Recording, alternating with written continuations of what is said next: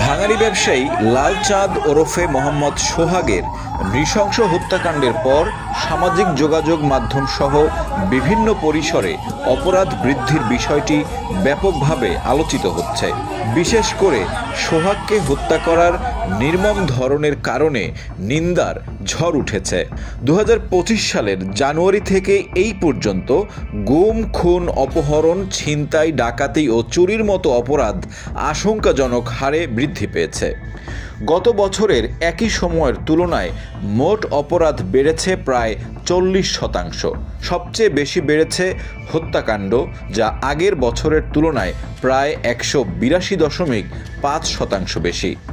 Police সদর দপ্তরের পরিসংখ্যান বলছে 2025 সালের প্রথম 5 মাসে রাজধানী ঢাকায় খুনসহ কোনো অপরাধ 3 গুণ পর্যন্ত বৃদ্ধি পেয়েছে। সহিংস ও প্রাণঘাতী অপরাধ যেমন হত্যা, অপহরণ, ছিনতাই ও ডাকাতির হার বেড়েছে 178%। রাজধানীতে গত বছর যেখানে গড়ে প্রতি মাসে 12টি হত্যাকাণ্ডের ঘটনা ঘটত, এ বছর তা বেড়ে দাঁড়িয়েছে 35.6টিতে।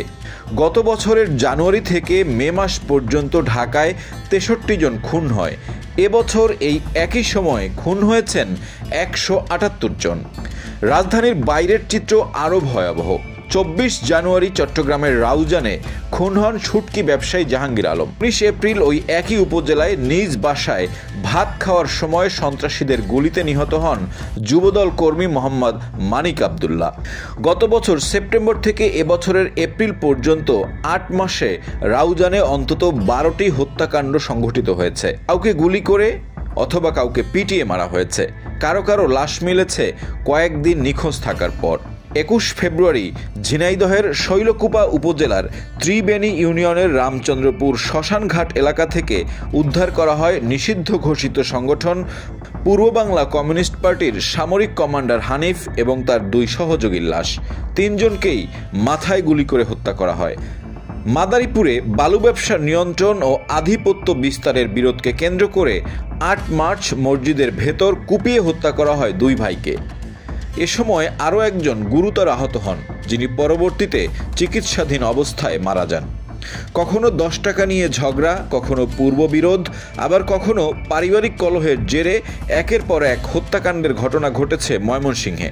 কোরবানির ঈদের পর 10 দিনে অন্তত 9 জন খুন হয়েছেন জেলার বিভিন্ন জায়গায়। খুনের পাশাপাশি বেড়েছে অপহরণ।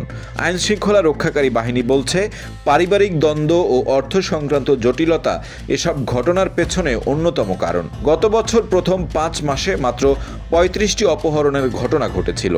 এবছরের জানুয়ারি থেকে মে মাস পর্যন্ত রাজধানী ঢাকায় অপহরণের ঘটনা ঘটেছে 112টি।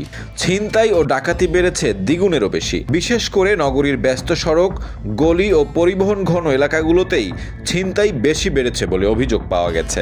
অপরাধের এই উল্লম্ফন জনমনে গভীর উদ্বেগ, উৎকণ্ঠা তৈরি করেছে। হত্যা, অপহরণ, ছিনতাই ও ডাকাতির মতো অপরাধের ঊর্ধ্বগতি নিয়ন্ত্রণে কার্যকর পদক্ষেপ না নিলে পরিস্থিতি আরও ভয়াবহ রূপ নিতে পারে বলে আশঙ্কা সমাজবিজ্ঞানীদের। হত্যা, অপরাধ, ছিনতাই ও ডাকাতির মতো অপরাধের ঊর্ধ্বগতি নিয়ন্ত্রণে কার্যকর পদক্ষেপ না নিলে পরিস্থিতি আরও ভয়াবহ রূপ নিতে পারে বলে আশঙ্কা করছেন সমাজবিজ্ঞানীরা। আপনার এলাকায়ও কি অপরাধ বাড়ছে? হত্যা, অপহরণ, ছিনতাই, এই অবস্থায় আপনি কি নিরাপদ মনে করছেন? কমেন্টে জানাতে পারেন আপনার অভিজ্ঞতা। ভিডিওটি ভালো লাগলে লাইক করুন, শেয়ার করুন, সাবস্ক্রাইব করুন আমাদের চ্যানেল দ্য রিপোর্ট.লাইভ।